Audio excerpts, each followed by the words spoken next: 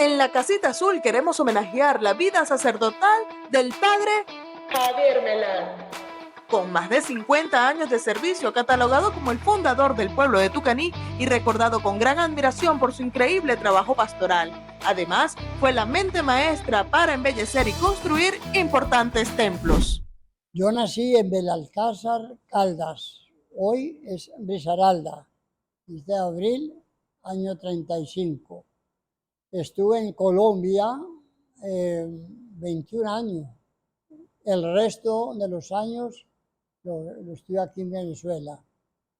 Que soy más venezolano que colombiano, pero yo inicié los estudios del seminario en Manizales. Pertenecía al departamento. Hice el seminario menor, un poco de mayor, después, no sé qué por cuestión de juventud, leyendo la historia de los padres benedictinos, se decía que los benedictinos eran una comunidad muy importante en Alemania y que la cultura de Alemania se le debía a los benedictinos. Hice los votos de novicio, me pusieron escapulario benedictino, me cambiaron el nombre por San Anselmo. Fray Anselmo me llamaban. Bueno, al terminar el noviciado ya me entró otra inquietud, como que quería más bien volver al clero secular donde había iniciado yo mis estudios, el seminario.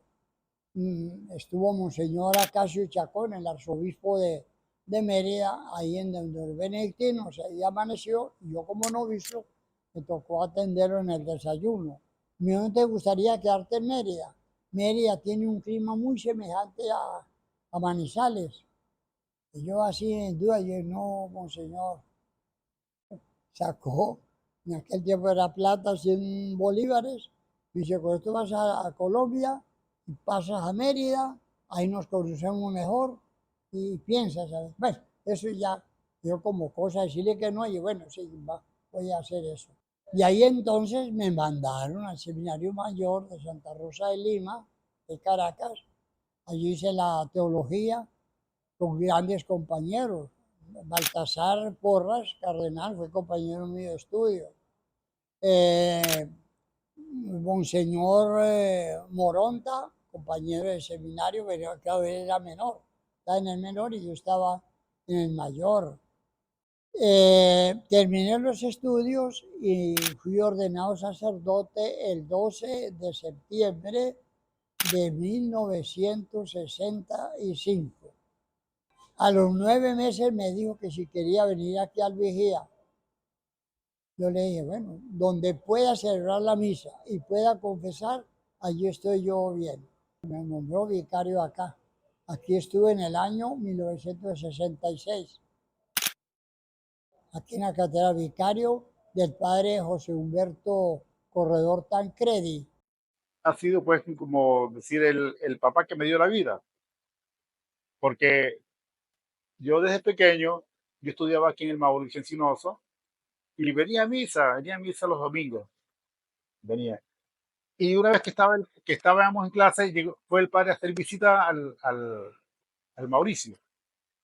Y en eso a unos cuantos muchachos nos vio y me acuerdo que cuando se fue me dijo, vaya a misa y sea monaguillo. Aquí celebramos, me acuerdo, aquí el segundo año de vida sacerdotal de él. Y bueno, y de aquí pues nos fuimos para Tucaní, allá saqué el quinto y sexto grado. Pero cuando fui a posesionarme me entregaron la parroquia no en Nueva Bolivia, sino en Tucaní. Y la razón que me daba el padre era que él había estado en Nueva Bolivia y allí no había casa parroquial. Decidió venirse a vivir a Tucaní porque le hicieron una casita rural. Esa fue la que yo viví en Tucaní. Y por lo tanto, la entrega de la parroquia fue en Tucaní y yo me posesioné, fue de Tucaní. Entonces, en lugar de atender de Nueva Bolivia a Palmarito y al Charal, lo atendía desde Tucaní todo, la sede parroquial, Palmarito y el Charal. En realidad, la Panamericana estaba creciendo vertiginosamente y necesitaba que en esa parroquia hubiera otro sacerdote que dividiera la parroquia. Digo, sí, sí, cómo no, vamos a hacerlo. No, no se logró eso. Pues vino Monseñor Pérez Cisneros, le dije lo mismo. Digo, sí, sí, verdad que hace falta dividir la parroquia. Tampoco se logró. Llegó Monseñor Sala, le manifesté lo mismo y a los 8 días me mandó un párroco para Nueva Bolivia. Entonces ya ve que yo en Tucaní, dedicado a Tucaní, empecé a construir, no, la iglesia material no la empecé a construir porque yo les decía, primero tenemos que construir la iglesia de piedras vivas que dice San Pedro.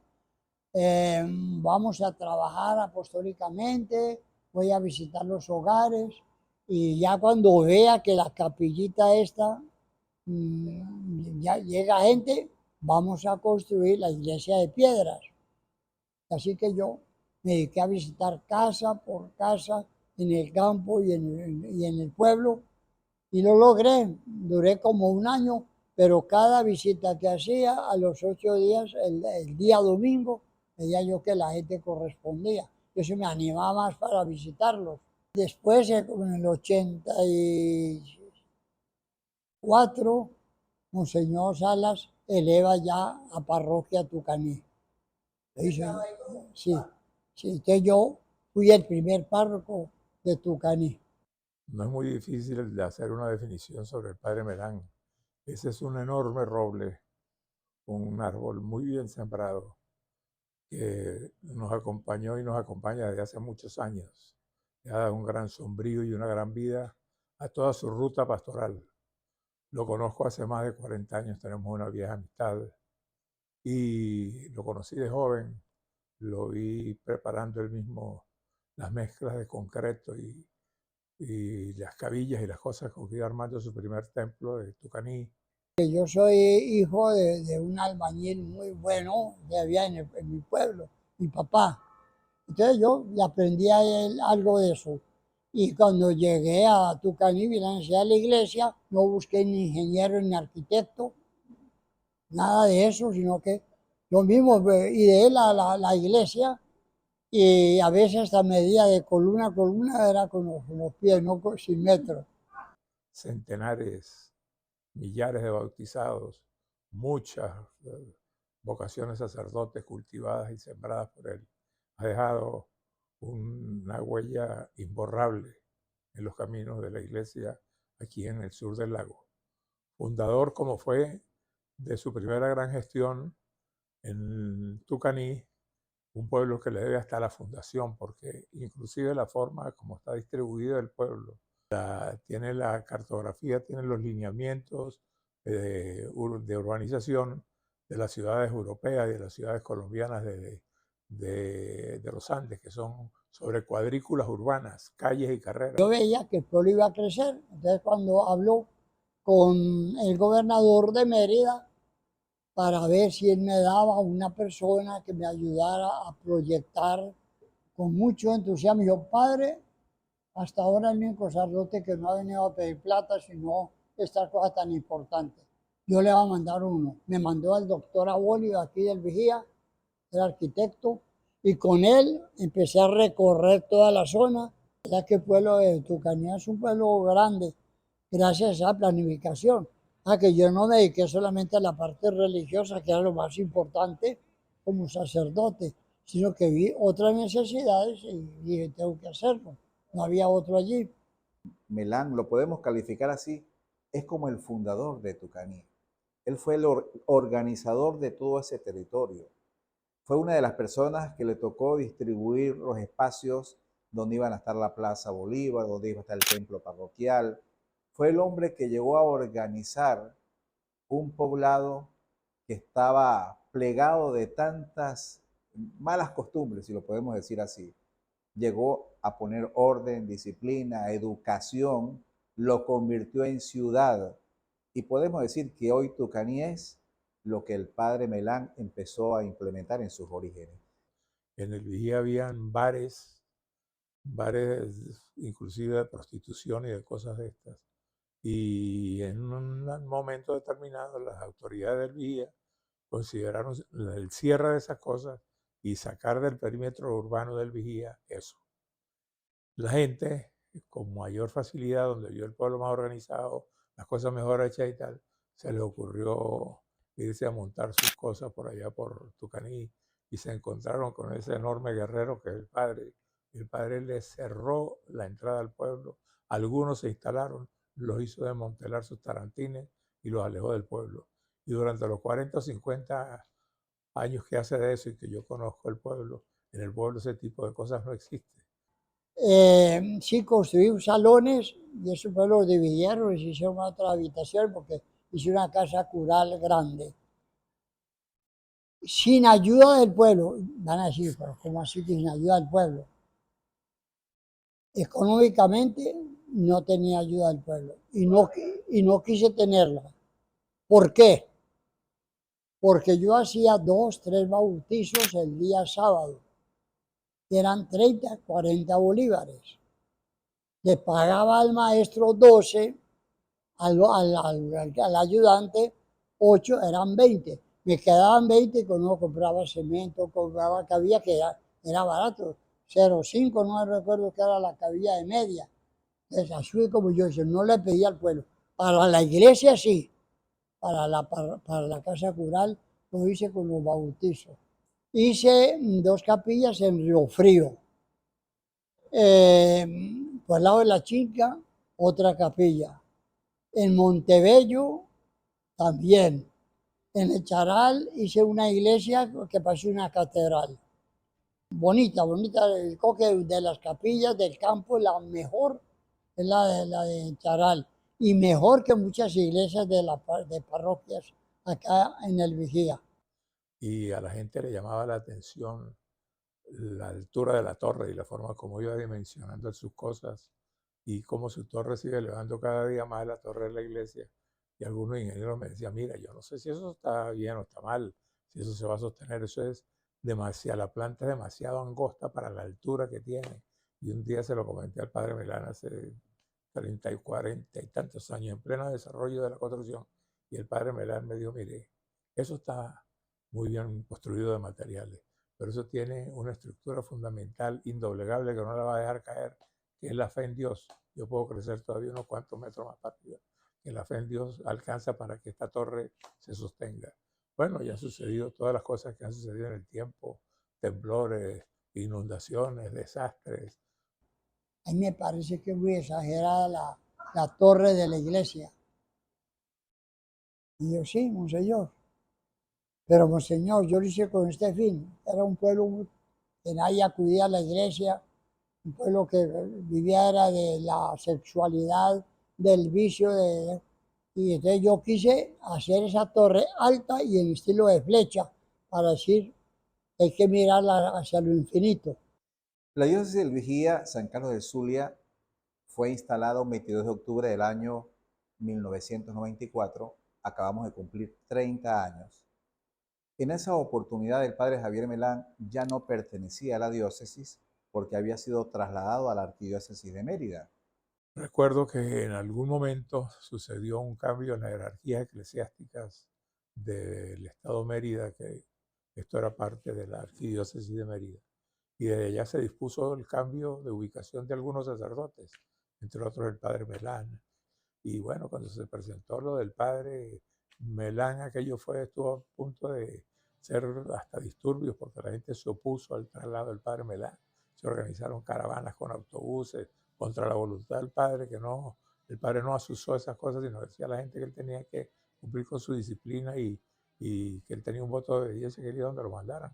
En el año 92, Monseñor Porras ya sabía que iba a haber una división en la diócesis, que iban a ir a Mérida, iban a crear la diócesis del Vigía. Según él, más tarde me dijo que él me había sacado de Tucaní porque él quería que yo estuviera al lado de Mérida. Y así fue. En el año 92 él me sacó. Y en el 93 fue cuando vino la división de la diócesis. Ya un nuevo obispo acá. y ya estaba en Santa Cruz de Mora. Entonces él me nombró párroco de Santa Cruz de Mora. Allí estuve 5 años trabajando también y arreglando la iglesia. Después mandó a bailadores, 6 años también. Le puse los vitrales a la iglesia, la mandé a pintar y la casa parroquial se organizó de una manera bellísima, bellísima. Bueno, y ahí, después de 6 años, me mandó a SEA y estuve 8 años. De los 8 años ya cumplí yo la edad canónica de renunciar. Le presenté la renuncia y me dejó 1 año más en SEA. Un día me preguntó el padre mío, ¿qué hace usted? ¿Cómo está? ¿Cómo te va? Y digo, no, padre, aquí, con las botas puestas, aquí en la hacienda, trabajando mucho. Me dice, no, tiene que venir por mí porque yo también me quiero poner las botas. Yo no aguanto estos retiros. A mí me hace falta mi feligresía, me hace falta mi pueblo, me hace falta mi iglesia, me hacen falta mis misas. Y yo me quiero morir con las botas puestas también. Yo quiero bajar y establecerme en el sur del lago a ver qué hacemos. Pero yo veía en el padre Melán a un hombre entero, a un hombre fuerte, a un hombre con muchas cosas para dar todavía al servicio de la iglesia. Y recién asumida la diócesis, apenas tenía 3 añitos en la diócesis del Vigía, conociendo la realidad, con déficits de sacerdotes para ese momento, se me presentó el tener que dejar una parroquia sin sacerdote, San Rafael de Alcázar, que para la época en que el padre Melán estaba allá en Tucaní, eso pertenecía a esta parroquia, a la jurisdicción de la parroquia. Entonces se me prestó la oportunidad o se me presentó la oportunidad de hablar con el arzobispo, el cardenal Baltasar Porras, pedir si podía traerme al padre Melán a la diócesis y me dijo que sí, que estaba disponible, ya no tenía responsabilidades pastorales. Y que me daba una parroquia, a pesar de que ya estaba jubilado, pero él decía que todavía podía dar. Yo le acepté, pero yo le no mucho tiempo, 6 meses en el Alcázar. Le acepté, mejor 6 años.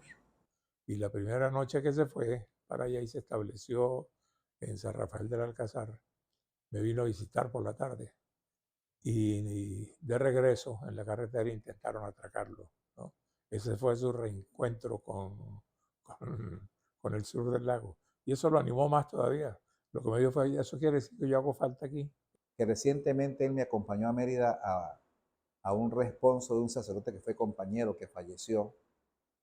Y cuando la gente de la comunidad del Espejo lo vio, donde él fue rector, creo que fue su última rectoría, ¿qué decía la gente? Oye, tan bonito que está el padre Javier Melán, cómo se ha repuesto, le cayó bien el vigía. Y es verdad, ustedes ven al padre Melán, es un hombre lleno de vida, lleno de ánimo, lleno de esperanza. Cuando cumplió recientemente, creo que 59 años de sacerdocio, le preguntaban, padre Melán, ¿cuántos años está cumpliendo? Apenas 59. Es decir, como si eso fuera poco. Hablar de amistad con esto no es muy apropiado. Con la familia Araque Montañés, ahí está María y su esposo Pedro, que fue monaguillo mío desde la edad de 11 años. Yo los casé y, bueno, hicieron vida conmigo de tal manera que yo no podía presentarme como un amigo. Los hijos de ellos fueron creciendo en la casa parroquial prácticamente. Y me tenía a mí como tío, y yo dije, yo soy tío y quedé tío de ellos. No lo soy de sangre, pero sí verdaderamente de acercamiento. Y yo no me podía separar. Notaba que no me podía separar. Claro, tenía a mi mamá viva y tenía a mi papá vivo, pero es decir, no voy a decir lo que me desligué, pero sentía más preocupación porque el padre del papá era solo. Luego me casé y con una gran mujer, una esposa, y me ha ayudado a estar con el padre. Tengo 3 hijos. Los 3 hijos, él ha sido el padrino y, y el papá que todo lo consiente, que todo, bueno, para todo, de emoción y de orgullo, es que el nieto es hoy en día monaguillo aquí. El mejor regalo que me dieron como sacerdote fue una parroquia que nadie la había formado y me tocó formar. No, imagínense, fue la primera mujer, la primera esposa, porque por lo general el sacerdote quiere ir a una parroquia ya formada, donde todo esté bien y desgraciadamente la debilidad humana es donde haya entradas. En primer lugar, un saludo a todos los sacerdotes de la diócesis, mis queridos hermanos, todos son hermanos menores por la edad y yo los quiero mucho. Ellos me han manifestado también mucho cariño, tengo mucho que agradecerles. Y sobre todo que hay en una diócesis donde el sacerdocio es joven, todos los sacerdotes aquí son jóvenes. Yo les digo a ellos que no pierdan el tiempo como jóvenes, que se dediquen verdaderamente a un trabajo pastoral, ministerial, porque una de las cosas que a mí me pesa es no ser lo que debería ser. La santidad, no lo he logrado. Y quién sabe si a esta altura lo voy a lograr. Y que durante la juventud, que presten el servicio con ese deseo de santificarse personalmente y también a la feligresía. Y que la mejor parroquia que le dan a uno es por el trabajo que hay en la parroquia. Hay que recordar que la parroquia no es un beneficio al párroco, es un servicio.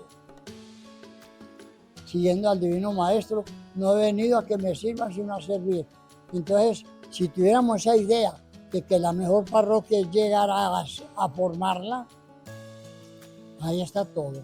Y eso es lo que yo te agradezco a Dios de haberme dado esa primicia de una parroquia donde nunca había sido párroco, atendido sí, por sacerdote, pero nunca había habido párroco y que me tocó a mí formalmente ser el párroco de ese pueblo tan querido, que lo llevo en el corazón y es inseparable para mí.